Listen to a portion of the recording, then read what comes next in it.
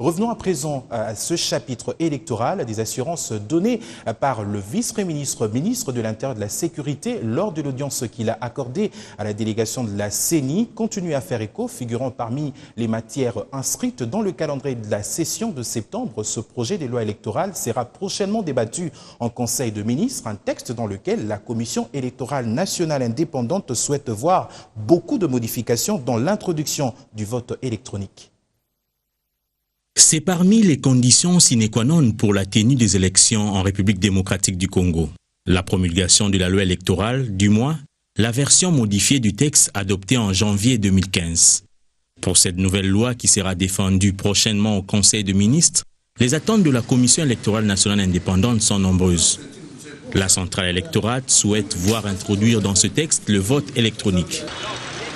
Un souhait à la base d'une polémique entre majorité présidentielle et opposition.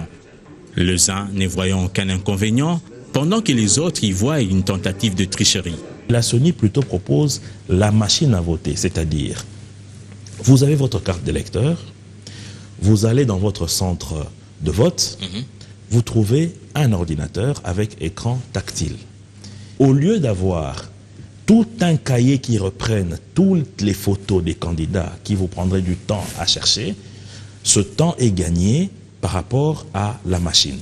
Je me rappelle très bien quand on devrait réviser les 2 tours à un tour, on avait dit que c'était pour des raisons de moyens, on devrait bénéficier autant d'argent. Jusqu'aujourd'hui, je n'ai pas dit que cet argent allait bénéficier à la République. C'était un véritable mensonge. Et aujourd'hui, nous sommes en plein processus, les règles de jeu sont déjà établies. Terminons d'abord ce cycle. Les restes, on verra dans l'autre cycle qui va venir. La CENI souhaite également que la liste des candidats soit limitée pour éviter les candidatures fantaisistes, comme aux élections de 2011.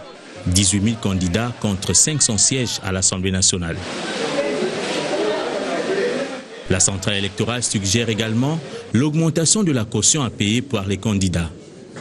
Des suggestions qui devront passer devant les élus du peuple lors du débat général autour de ce projet de loi.